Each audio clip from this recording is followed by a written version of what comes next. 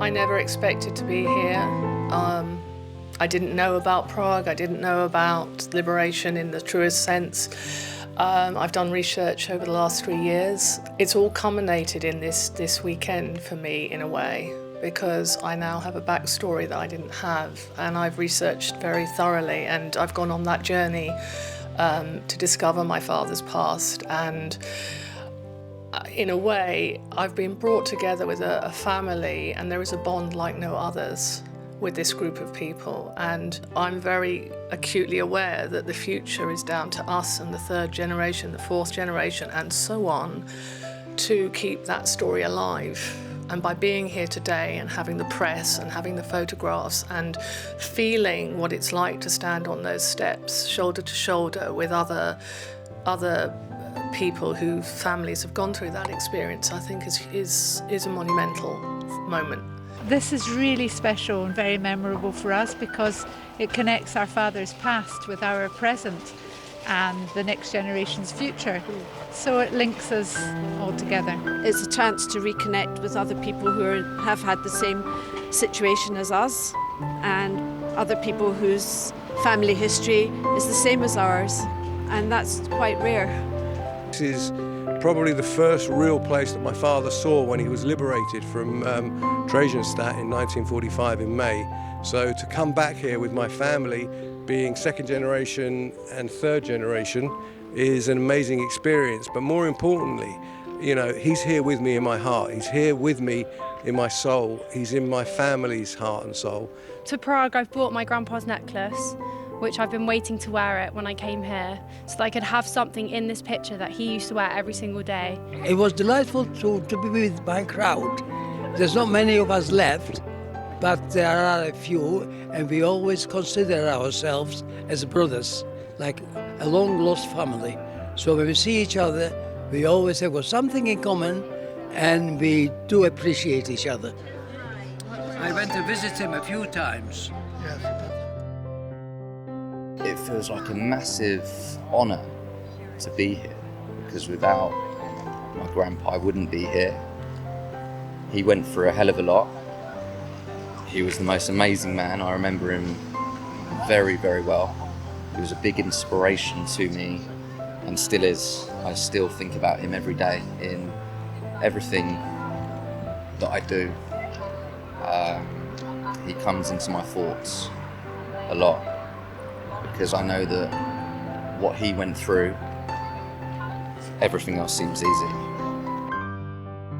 My grandmother passed away 2.5 years ago, and being here in her stead is so important. The Boys really is a family, and being able to be part of that is just, it's a really, really special moment.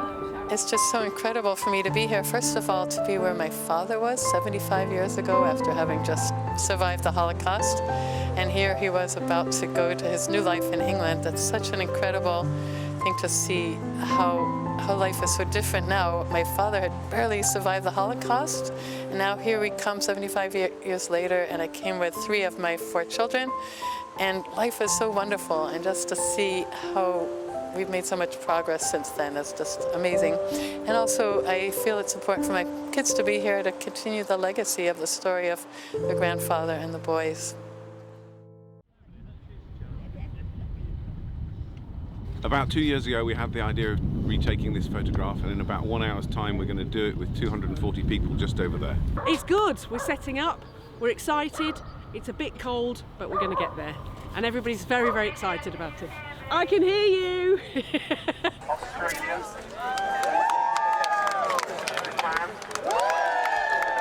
United States, Canada, Portugal, Spain, France, Manchester, Yorkshire, London. What have I missed? Israel. Italy. Brighton, of course. Okay, give us a minute, we're nearly there. Okay, we're going to stop now, and we're going to have a little check. Good morning. Wasn't it?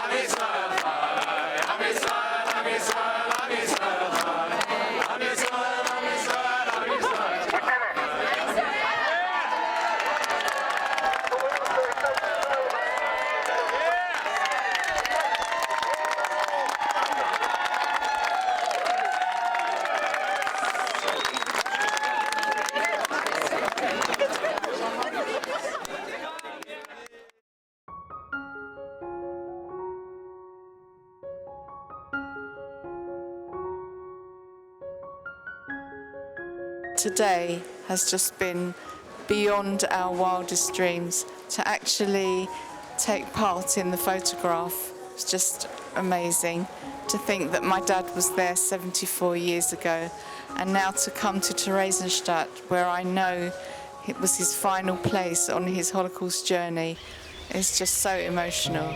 Coming back here was very important to see, feel, understand what my dad went through and how possibly he might have felt when he was here. My dad, I believe, is in this picture, and he is there.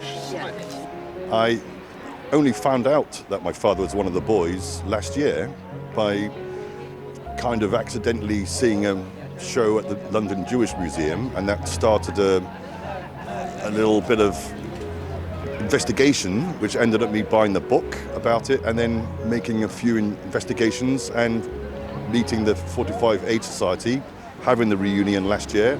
And I thought I wanted to be here as part of this to represent the family, which I think is an important thing to do, to make sure that this is properly remembered and when you get a proper feel for what happens to him. And you know, I found out lots of things already from this trip which I didn't know before, and so that's important. I found it very emotional, very moving weekend. The high point was the photograph, reproducing the photograph at 8 o'clock this morning. That was joyous. But then we came to Theresienstadt, and I wandered into the crematorium. I was by myself. I didn't really know where I was going. And it is the saddest, the grimmest place I've ever been. There were ghosts in every corner. And then we said Kaddish outside, and birds were singing, there were trees. And it felt to me, that's what this weekend was. It was a triumph of life over death.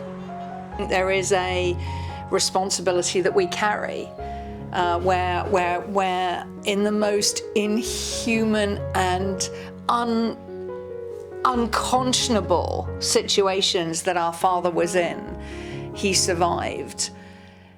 And here we are today, and whatever else is on our plate for human kind of life burdens that we all carry, you know what, it pains into insignificance. So in some ways I think we carry the burden of survival to make sure that we honour that strength, honour that belief, honour that future. This is my dad on the far side of the picture. I'm supposed to look a bit like him, but he would be so proud of the children and the grandchildren and the legacy that they left behind after all the terrible years that they suffered. But they came over and they built lives for themselves. They married, they made businesses, they had children, and against all the odds, they survived and they succeeded. Out of bad came good. Yeah. You're a survivor.